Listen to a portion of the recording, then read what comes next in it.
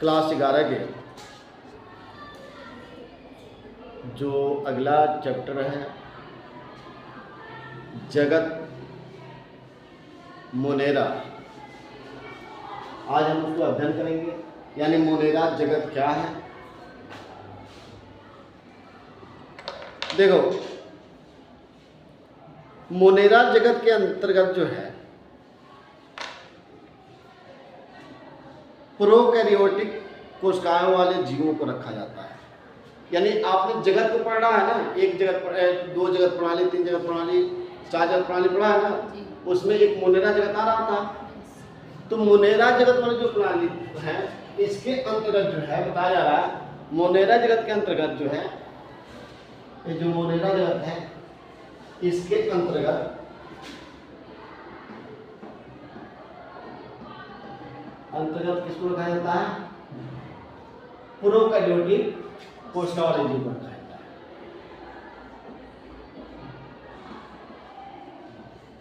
क्या बताएगा कि मोनेरा जगत के अंतर्गत जो है बताया जा रहा है कि मोनेरा जगत के अंतर्गत क्या कहता है? प्रोकैरियोटिक कोशिका वाले जो जीव होते हैं उनको रखा जाता है। प्रोकैरियोटिक कोशिका वाले जीव कौन से होते हैं? तो इसमें आते हैं जीवाणु, नीलहरी शैवाल और माइक्रोप्लाज्मा आते हैं। यानी इसमें आ जाते हैं बैक्टीरिया, क्या आते हैं?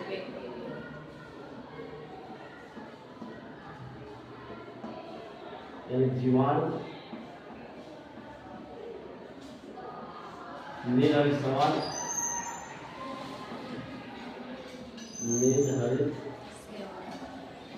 क्या बताया बेटा कि मोनेरा जगत के जो मोनेरा जगत है उसके अंतर्गत किसको रखा गया जाता है? प्रोकैरियोटिक कोशिका वाले जीव को रखा जाता है। और वो प्रोकैरियोटिक वाले कोशिका वाले जीव कौन से होते हैं? तो बैक्टीरिया आ जाते हैं, नीलहरी शैवाल आ जाते हैं और माइक्रोप्लाज्मा आ जाते हैं। सबसे पहले हम समझेंगे कि प्रोकैरियोटिक कोशिका वाले जीव का लक्षण क्या है।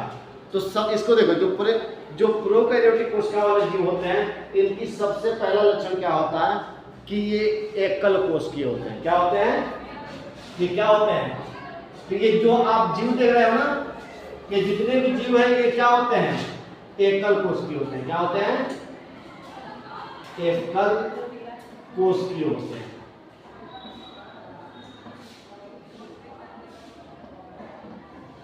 यानी एकल कोशिकीय जीव होते हैं। और इन जीवों के अंदर जो है एक और ये खासियत होती है, जैसे देखो जो भी कोशिका होता है तो कोशिकाओं के अंदर जो है जीव द्रव्य के अंदर क्या होता है? अनुवांशिक लक्षण होता है। वह अनुवांशिक लक्षण किसमें पाया जाता है? केंद्रक में पाया जाता है। तो जो जीव द्रव्य से अनुवांशिक लक्षणों को जो पृथक करता है केंद्रक, वह केंद्रक इनमें नहीं पाया जाता है। यानी ये क्या होते हैं? इनमें केंद्रक क्या होता है? अनुपस्थित होता है। जो ये क्या होते हैं? प्रोकैरियोटिक वाले कोशिका होते हैं, इनका ये बताया गया कि एकल कोशिकीय होते हैं। दूसरा इनमें क्या होता है कि ये जो बैक्टीरिया है, नीलहरी शैवाल है या माइक्रोप्लाज्मा है, इनकी जो कोशिकाएं होती है पहले तो एकल कोशिकीय होते हैं। और जो कोशिका होता है और कोशिका के अंदर जो जीव द्रव्य होता है, उस जीव द्रव्य के अंदर जो अनुवांशिक पदार्थ को पृथक करने वाला कौन होता है? केंद्रक होता है। वह केंद्रक इनमें क्या होता है? अनुपस्थित होता है। यानी इनमें केंद्रक क्या होता है? अनुपस्थित होता है।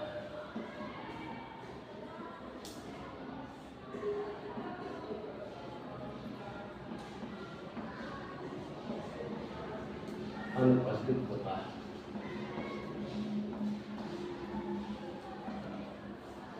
ठीक है, ये बात समझ में आ गई। और केंद्रक अनुपस्थित होने की वजह से इन्हें क्या कहता है?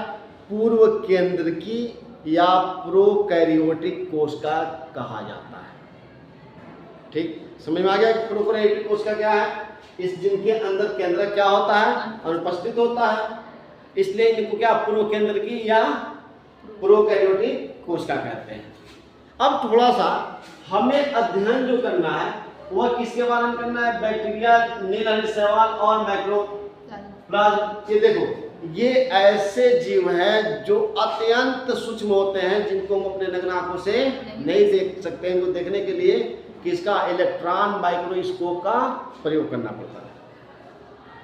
और इस संसार में जो बैक्टीरिया हैं, बैक्टीरियाओं की संख्या क्या है, बहुत अधिक है।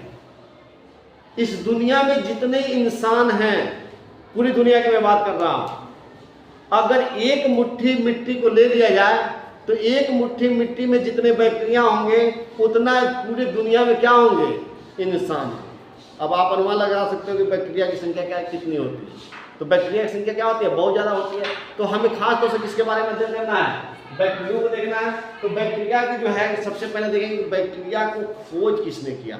थोड़ा सा हम कुछ चीज़ों को क्या करते हैं, बैक्टीरिया से संबंधित कुछ चीज़ों को क्या करते हैं, जानने का प्रयास करते हैं।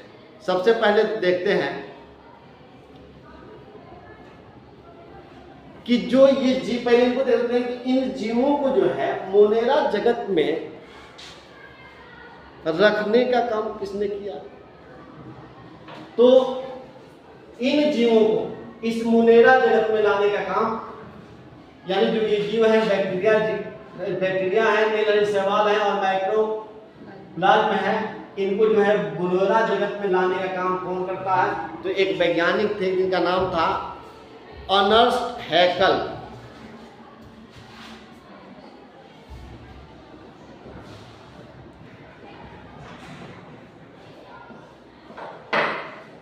अर्नेस्ट हैकल महोदय ने क्या किया था, 1984 में, यानी इन्होंने 1894, कितना है, 1894 ईस्वी में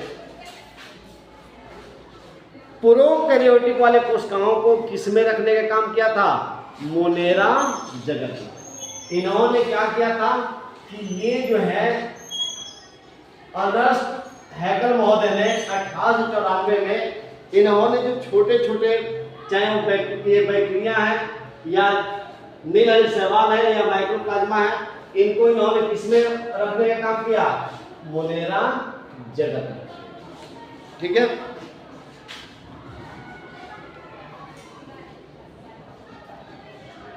इन्होंने क्या किया था बेटा, अब देखते हैं कि इनकी खोज किसने किया था। अब बैक्टीरिया के बारे में हम देखते हैं। जो ये बैक्टीरिया होती है,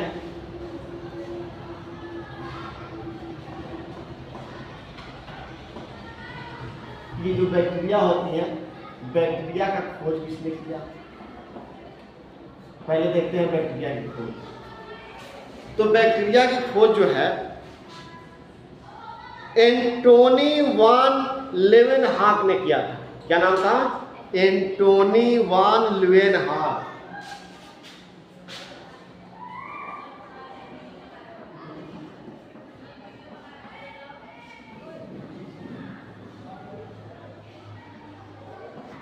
बताया है कि जो बैक्टीरिया का खोज सर्वप्रथम किसने कहा किया था, तो एंटोनी वान लेवेनहॉक ने किया था। ये एक मात्रा है, लेवेनहॉक ने किया था। गर्मी इतनी ज़्यादा है कि अपने आप सर घूम रहा है। और इन्होंने खोज कैसे किया, उनके इतिहास जानते हैं। मैंने बताया कि 1894 में अर्नेस्ट हैकल ने क्या किया था कि जितने जैसे बैक्टीरिया थे, नील शैवाल थे या माइक्रोप्लाज्मा थे, इसको मोनेरा जगत में रखने का काम किया। उसके बाद से हम सबसे पहले बैक्टीरिया के बारे में जब अध्ययन कर रहे हैं तो हम जानने का प्रयास करेंगे कि बैक्टीरिया की खोज किसने की। तो बैक्टीरिया की खोज सर्वप्रथम जो है एंटोनी वान लेवेनहॉक ने किया था। और कैसे किया था, तो जब इस पर हम ध्यान देंगे तो लेवेनहॉक ने क्या किया था, एक इलेक्ट्रॉनिक क्या बनाया था, माइक्रोस्कोप बनाया। क्या बनाया था, इलेक्ट्रॉनिक। इन्होंने क्या किया था, इलेक्ट्रॉनिक माइक्रोस्कोप बनाया। और इस इलेक्ट्रॉनिक माइक्रोस्कोप से उन्होंने क्या किया, जब उन्होंने बनाया, यानी माइक्रोस्कोप क्या होता है, जो अत्यंत सूक्ष्म वस्तुओं को बड़ा करके दिखाता है, तो उन्हें देखने की बड़ी जिज्ञासा हुई। तो बारिश हो रहा था, तो बारिश के पानी को उन्होंने उठाया और बारिश के पानी को क्या किया था, स्लाइड बना के देखा था, तो उनमें कुछ विभिन्न प्रकार के छोटे छोटे जीव दिखाई दिए। वो वहीं नहीं रुके, इसके बाद से अब वो गए, पानी को देखे, उनको थोड़ा सा दिमाग टनका और उन्होंने क्या किया कि जाके अपने लार को लिया। लार को भी स्लाइड पे देखा, उसमें भी कुछ इस प्रकार के क्या छोटे छोटे जीव दिखाई दे रहे थे, कीड़े टाइप से। फिर उन्होंने क्या किया, अपने दांत के मैल को निकाला और मैल को निकाल के उसको भी स्लाइड बना के देखा, तो उसमें भी क्या हो रहे थे, छोटे छोटे जीव दिखाई दे रहे थे। और इन छोटे छोटे जीव जो दिखाई दे रहे थे उनको उन्होंने नाम क्या दिया, एनिमल्क्यूलस नाम दिया। क्या नाम दिया, एनिमल्क्यूलस।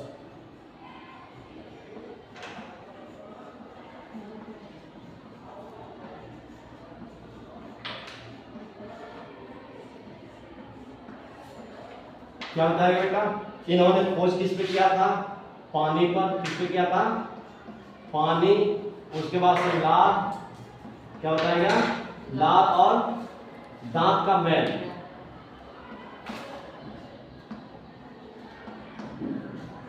दांत हो गए, और इसमें इनको क्या दिखाई दिए थे, छोटे छोटे जीव दिखाई दिए थे, और उन छोटे छोटे जीवों को इन्होंने नाम क्या दिया था, एनिमल्क्यूलस। और इन छोटे जीवों की खोज करने के लिए बाद में इनको क्या कहा गया, जीवाणुओं के जनक के नाम से भी जाना जाता है। तो इनको क्या कहा जाता है, जीवाणुओं के जनक किसे कहा जाता है,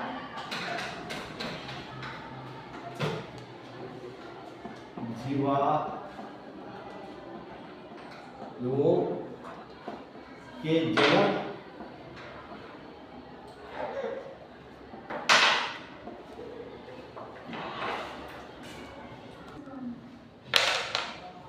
तो ये बात समझ में आ गई।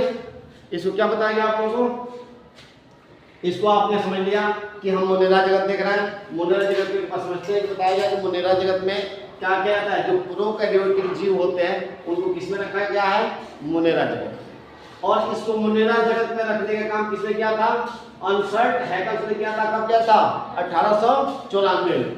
अब मुनेरा जगत में जो प्रोकैरियोटिक कोशिकाएं जीव होते हैं वो कौन होते हैं, तो कौन होते हैं, बैक्टीरिया होते हैं, नील हरित शैवाल होते हैं और माइक्रोप्लाज्म होते हैं। सबसे पहले आपको बताया गया कि प्रोकैरियोटिक जीव किसे कहा जाता है, यानी जो ऐसे जीव जो एकल कोशिका के बने होते हैं और जिनके शरीर के अंदर क्या बताया गया कि जो कोशिका होती है और उस कोशिका के अंदर क्या होता है, क्या होता है, जीव द्रव्य, जिसमें अनुवांशिक पदार्थ घुला रहता है। उस अनुवांशिक पदार्थ को पृथक करने वाला जो केंद्रक होता है वो क्या होता है, अनुपस्थित होता है। और केंद्रक अनुपस्थित होने के कारण इसे क्या कहा जाता है, पूर्व केंद्रकी या क्या बताया जाता है, प्रोकैरियोटिक कोशिका कहा जाता है। ये आपको मैंने बता दिया। अब इसके बारे में बताया गया कि सबसे पहले जीवाणुओं को जो देख रहे हैं, तो जीवाणुओं की खोज किसने किया, तो बताया गया जीवाणुओं की खोज जो है एंटोनी वान लीवेनहॉक ने किया था। किसने किया था, एंटोनी वान लीवेनहॉक ने किया था। और इन्होंने कैसे किया था, तो बताया गया कि ये एक इलेक्ट्रॉनिक क्या बनाए थे, माइक्रोस्कोप बनाए थे। और इन्होंने सर्वप्रथम पानी को देखा, उसमें छोटे छोटे विभिन्न आकृति के क्या दिखाई दिए, जीव दिखाई दिए। फिर उनको यहाँ पर भी संतुष्टि नहीं मिली थी, इन्होंने जाकर अपने लार को भी क्या किया, जांच किया। उसमें भी विभिन्न आकृतियों के छोटे छोटे क्या दिखाई दे रहे थे, जीव। उतना पर नहीं माने, उसके बाद इन्होंने जाके क्या किया, अपने दांत के मैल को निकाल के उसको भी जांच किया। उसमें भी क्या हो रहे थे, कुछ इसी प्रकार के विभिन्न आकृतियों वाले क्या दिखाई दे रहे थे, जीव दिखाई दे रहे थे। इन जीवों को उन्होंने नाम क्या दिया, एनिमल्क्यूलस। क्या नाम दिया, एनिमल्क्यूलस। और इसी के आधार पर इनको बाद में क्या कहा गया, जीवाणुओं के जनक, यानी जीवाणुओं की जनक किसको माना जाता है, एंटोनी वान लीवेनहॉक को माना जाता है। अब 1829 में एरनबर्ग इन सर्वप्रथम जीवाणु कहा, इन्होंने इनका नाम क्या रख दिया, एनिमल्क्यूलस। बाद में 1829 में एक वैज्ञानिक आते हैं, क्या आते हैं, 1829 में एक वैज्ञानिक आते हैं जिनका नाम होता है, इनका नाम होता है एरनबर्ग। क्या नाम होता है, एरनबर्ग। एरनबर्ग ये आए और इस पे अध्ययन किए, किस पे, जो इनका एनिमल क्यूलस के बारे में इन्होंने बताया था, इस पे जब अध्ययन किए तो अध्ययन करने के बाद से इन्होंने इन एनिमल्स क्यूलस का नाम क्या रख दिया, इसका नाम बदल के उन्होंने क्या रख दिया, जीवाणु। क्या नाम रख दिया, जीवाणु।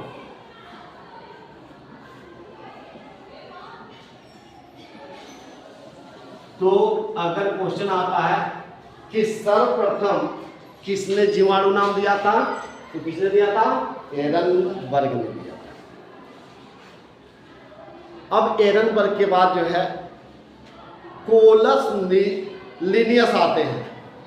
अब वो क्या करते हैं, कोलस लिनियस जब आए तो इन पे गहरा अध्ययन किया और अध्ययन करने के बाद से जो जीवाणुओं के वंश किसको माना, जो जीवाणु थे इन जीवाणुओं के वंश को किसे माना कि ये किसके वंश हैं, तो उन्होंने कहा ये वर्मी के वंश है। यानी कीड़े जो होते हैं ना, वार्म, वार्म माने क्या होता है, कीड़े।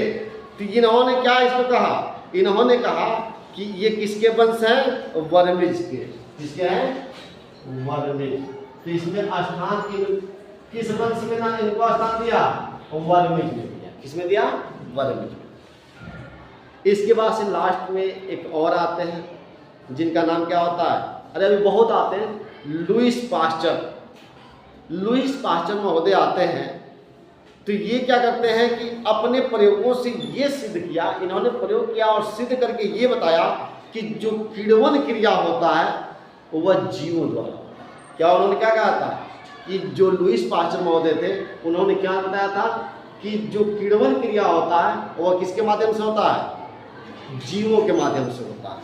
तथा इन्होंने ये भी बात बताया कि जो रोग की उत्पत्ति होती है तो वह किसके द्वारा होता है, रोगाणु के द्वारा होता है। इन्होंने कहा कि हमारे शरीर में जो रोग उत्पन्न होते हैं वह रोग किसके द्वारा उत्पन्न होते हैं, रोगाणु के द्वारा होते हैं।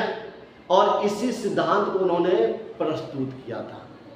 कौन सिद्धांत उन्होंने प्रस्तुत किया था, पहला सिद्धांत को उन्होंने क्या बताया था कि जितना भी किण्वन होता है वो किनके द्वारा होता है, जीवों के द्वारा होता है। और जो भी जीव जंतु है, जैसे हमारे शरीर में कोई भी रोग लगता है तो किसके द्वारा लगता है, रोगाणु के द्वारा लगता है। और ये इसी सिद्धांत को उन्होंने क्या किया था, प्रस्तुत किया था। इसलिए उनको क्या कहा गया, उनको सूक्ष्म जैविक का पिता कहा गया। क्या कहा गया, तो लुईस पास्चर हो गया। क्या है, लुईस पास्चर। और लुईस पास्चर महोदय किसके, सूक्ष्म जीव के क्या थे, जनक। क्या थे, सूक्ष्म जीव के जनक। अगर आता है कि सूक्ष्म जीव के जनक किसे कहा जाता है, किसे कहा जाता है, लुईस पास्चर महोदय। बात यहां तक समझ में आई। ये बात कुछ इनकी छोटी सी क्या थी, एक छोटा सा इनके बारे में जानकारी था, ये बता दिया गया। अब हम आते हैं मोनेरा जगत और देखते हैं मोनेरा जगत क्या है। तो मैंने बताया कि मोनेरा जगत में क्या आते हैं, प्रोकैरियोटिक कोशिकाएं आती हैं। और प्रोकैरियोटिक कोशिकाओं के बारे में हमने बता दिया कि प्रोकैरियोटिक कोशिकाएं कौन हैं। इसमें 3 प्रकार के जीव आते हैं। इसमें बताया जाए प्रोकैरियोटिक कोशिका में कितने प्रकार के जीव आते हैं, 3 प्रकार के जीव आते हैं।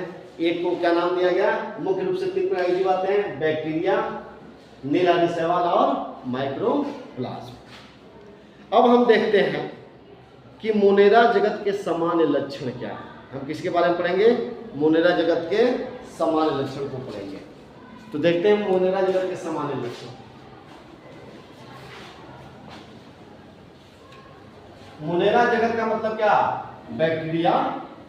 मोनेरा जगत से क्या समझ रहे हो आप, हमें किसके बारे में अध्ययन करना है, बैक्टीरिया का। तो बैक्टीरिया का समान लक्षण आ जाए या मोनेरा जगत का क्या आ जाए, समान लक्षण, तो बात एक ही मानी जाएगी। तो देखो मोनेरा जगत का जो है समान लक्षण निम्न है।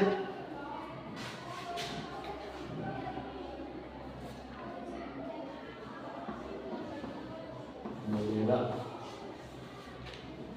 जगत के समान लक्षण।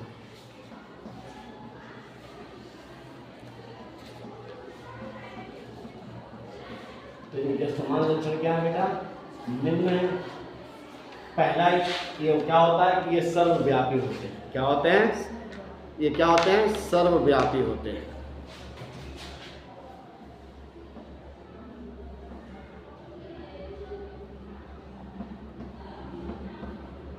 सर्वव्यापी से क्या समझते हैं? सर्वव्यापी का मतलब जो जीवाणु होते हैं या जो बैक्टीरिया होते हैं ये हर जगह उपस्थित होते हैं, सर्वव्यापी होते हैं। सर्वव्यापी से क्या लेना है? यानी जो हर जगह पाए जाते हैं उन्हें क्या कहते हैं? सर्वव्यापी कहते हैं। तो ये सर्वव्यापी होते हैं, ये हर जगह पाए जाते हैं, यानी ये जल में भी पाए जाते हैं, ये थल पर भी पाए जाते हैं, और ये कहाँ पाए जाते हैं? वायु में भी पाए जाते हैं। तो ये तीनों जगह पे क्या होते हैं? पाए जाते हैं। ठीक है ना? इनकी एक और खासियत होती है, ये तो हम पहला बता रहे हैं आप लोगों को। ये प्रतिकूल परिस्थितियों में, जैसे जो अनुकूल परिस्थितियां होती है उसमें तो पाए ही जाते हैं, ये प्रतिकूल परिस्थितियां जहां पे जीवन संभव नहीं है वहां पर भी पाए जाते हैं। जैसे गर्म पानी में भी पाए जाते हैं, ये रेगिस्तान की गर्म रेतों में भी पाए जाते हैं। यह 100 डिग्री सेल्सियस जो टेम्परेचर होती है जहां पानी उबलता है वहां पर भी जीवित रह लेते हैं। ये बर्फ की सिलियों के अंदर भी क्या कर लेते हैं? जीवित रह लेते हैं। अब देखो, आपको बताया गया कि ये दुनिया में बहुत ज़्यादा मात्रा में पाए जाते हैं। मैं अभी बताया हूँ कि अगर देखा जाए, एक मुट्ठी अगर क्या कर लिया जाए, मिट्टी को ले लिया जाए, तो एक मुट्ठी मिट्टी में जितने जीवाणु होंगे उतना पूरे दुनिया में इंसान नहीं होगा। अब पृथ्वी कितनी बड़ी है तो जीवाणुओं की संख्या कितनी होगी आप अनुमान लगा सकते हैं। इसके बाद से जो जीवाणु होते हैं बेटा, जीवाणुओं की एक और खासियत होती है, जीवाणु लाभदायक भी होते हैं और नुकसानदायक भी होते हैं। जैसे कुछ जीवाणु ऐसे होते हैं जो हमें क्या करते हैं? लाभ। जैसे जो दही का जीवाणु है, बैक्टीरिया है, वो क्या होता है? लाभदायक होता है। या जो घाव पर लगाने वाले जिससे पेनिसिलिन बनता है वह भी क्या होता है? लाभदायक होता है। वही जो हमें बीमार डाल देते हैं वह क्या कहलाते हैं? वह हानिकारक कहलाते हैं। अब इनकी आकृति को देखते हैं, तो लाभ वाले में दही वाला हो गया, पेनिसिलिन हो गया, और एंटीबायोटिक जो दवाएं खाते हैं वो हमको लाभ करता है ना, वह भी किसका बना होता है? बैक्टीरिया का बना होता है। और हानि वाले कौन है? जैसे जो टाइफाइड पहुंचा देते हैं, निमोनिया करा देते हैं, टिटनस बीमारी करा देते हैं, राइबिज बीमारी करा देते हैं, जो हम ये जिनसे हमें नुकसान होता है, ये क्या होते हैं? हानिकारक होते हैं। अब इनकी आकृतियों को देखते हैं, तो जो इनकी आकृति होती है, यानी पहला तो आपने क्या देख लिया कि सर्वव्यापी होते हैं, और दूसरा आपने क्या देख लिया?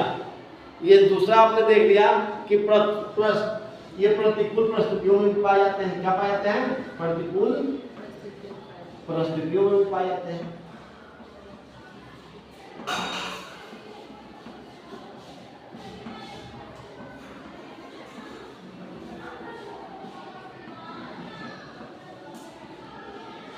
और इसके बाद से बताया गया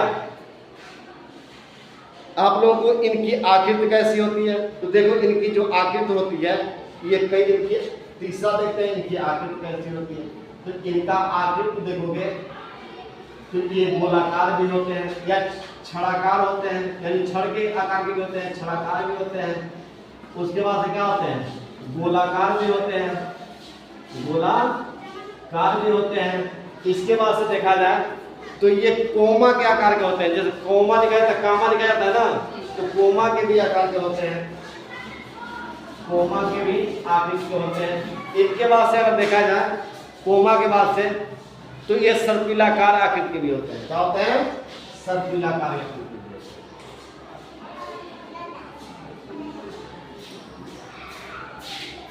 ठीक है ना? और शारीरिक संगठन, चलो घंटी लग गई है, अब हम कल बताते हैं।